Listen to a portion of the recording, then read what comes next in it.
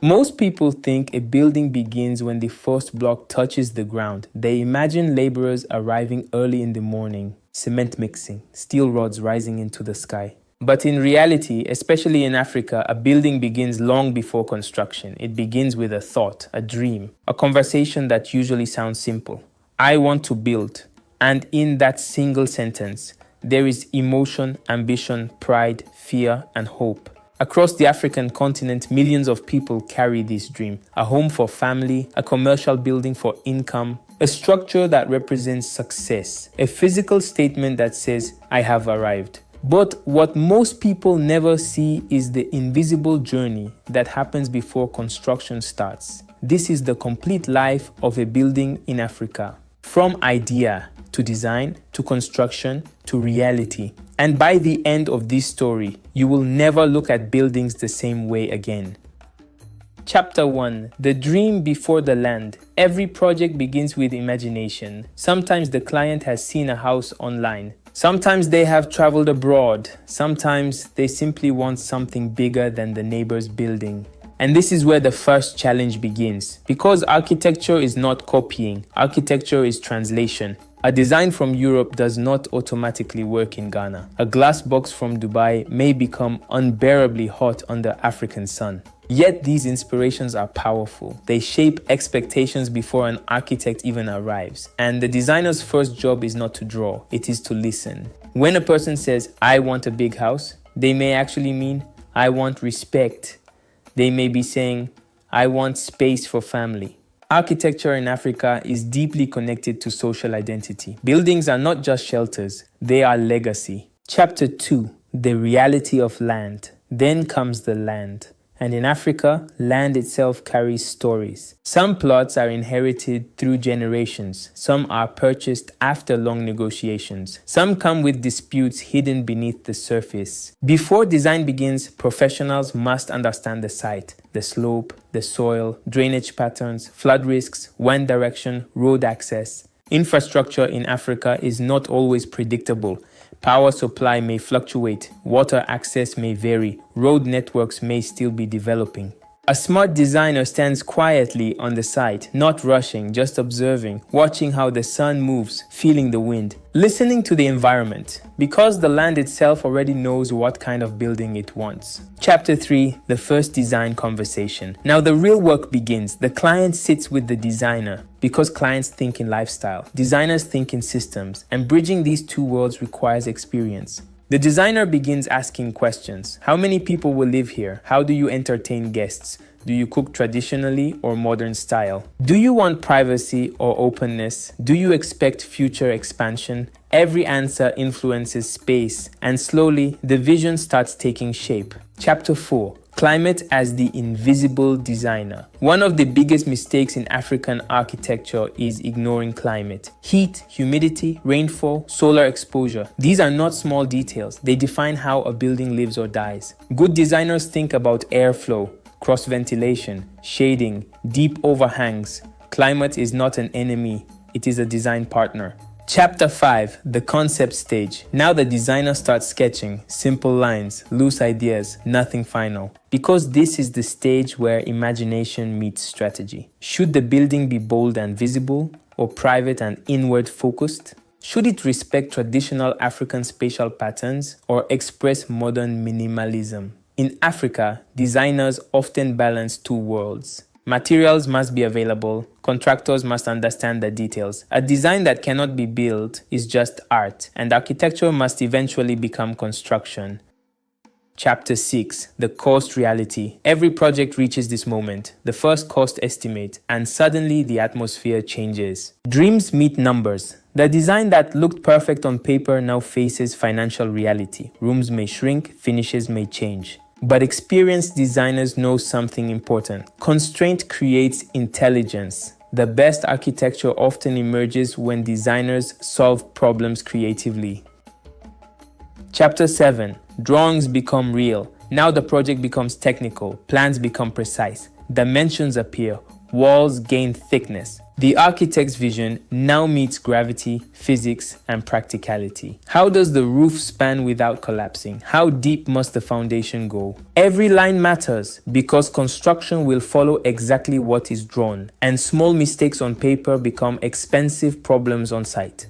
Chapter 8. The approval journey. This stage is often invisible to outsiders, but it is critical. Planning approvals, regulations, safety requirements. In many African cities, this process takes time, but patience here protects the future. A building without proper approval can create problems that last forever. Chapter 9. The silence before construction. Eventually, the drawings are complete, approvals arrive, the contractor is selected. The land waits quietly.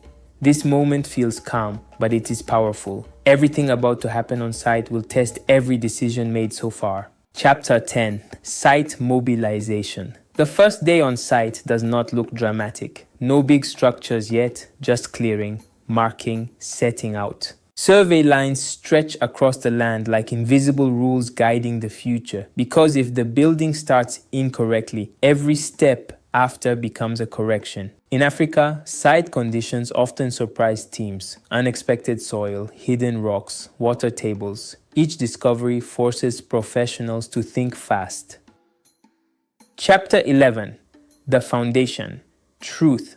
Many people believe the beauty of a building lies above ground, but professionals know the truth. The most important part is the one nobody sees. The foundation. Excavation begins. Earth is removed. Steel reinforcement appears. Shortcuts taken here will haunt the building forever. Strong foundations mean stability. Weak foundations mean cracks, failures, and regret. The foundation cures quietly. Days pass. The site looks almost empty again. To outsiders, nothing seems to be happening. But professionals know something important. Construction is not noise. Construction is timing. Concrete must gain strength. Materials must arrive. Decisions must align. And soon, the building begins to rise. The first columns stand like signals announcing that the project is real. Steel reinforcement rises from the ground. Formwork wraps around beams. Concrete trucks arrive. And suddenly, the vision on paper starts becoming physical. This is one of the most emotional moments for clients. For the first time, they can walk through spaces that only existed as drawings. They begin to understand scale. Room sizes feel different when standing inside them. Ceilings feel higher or lower than imagined. And this often triggers the first wave of changes.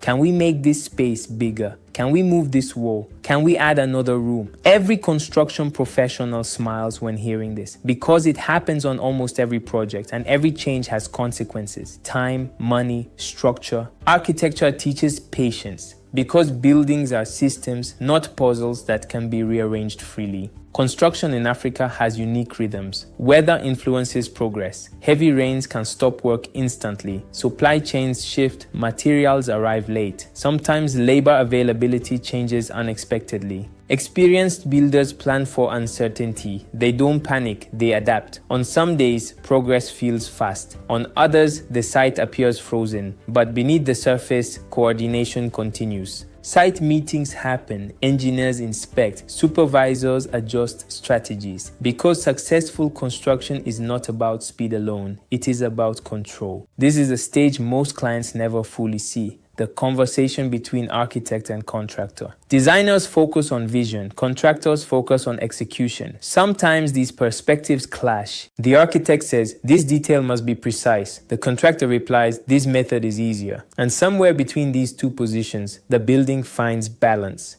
Good projects are not battles, they are collaborations. But strong supervision is essential because without guidance, shortcuts can slowly reshape the design. And once concrete sets, mistakes become permanent. In many African construction projects, material availability is unpredictable. A specific finish may not be in stock, imported items may be delayed, prices may change rapidly. And so decisions must be made. Should the team wait or find alternatives? This is where experience matters. A professional team knows which substitutions preserve quality and which destroy it. Not all materials are equal. A small change can affect durability for decades. And the best builders think long term, because a building should not just look good on handover day, it should perform years later. Walls rise, openings form, staircases appear. You can finally feel the building's personality. Rooms begin to define themselves. The living area feels open. Corridors guide movement. Light enters through carefully placed windows. This is where architecture becomes emotional again. The abstract becomes human. Clients walk through unfinished spaces, imagining furniture, life, and future memories. The building is no longer just construction. It is becoming a place. Many people think architecture is only about walls and finishes,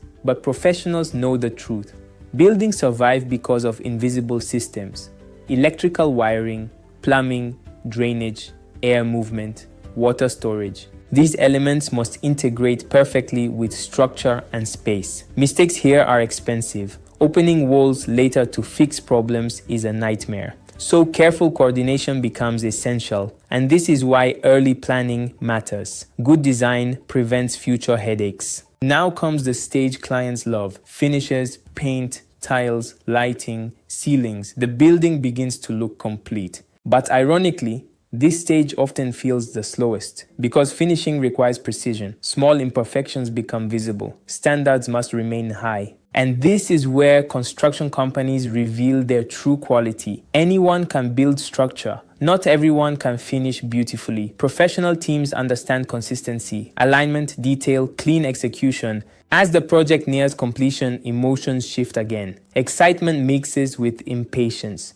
Clients want to move in quickly. Contractors push to finish. Designers inspect carefully. Punch lists appear, small corrections are made, and every detail matters because the final impression lasts forever. The building must feel intentional, not rushed. One day, the site becomes quiet. Tools disappear, scaffolding is removed, floors are cleaned, lights turn on, and for the first time, the building feels alive. The client walks through slowly, touching walls, opening doors, seeing dreams turned into reality. This moment is powerful because months, sometimes years, of effort now stand in physical form. But professionals know something important: a building's life is just beginning. Many people think the story ends at completion, but buildings continue evolving. Users adapt spaces, maintenance begins, weather tests materials, time reveals the quality of decisions made earlier.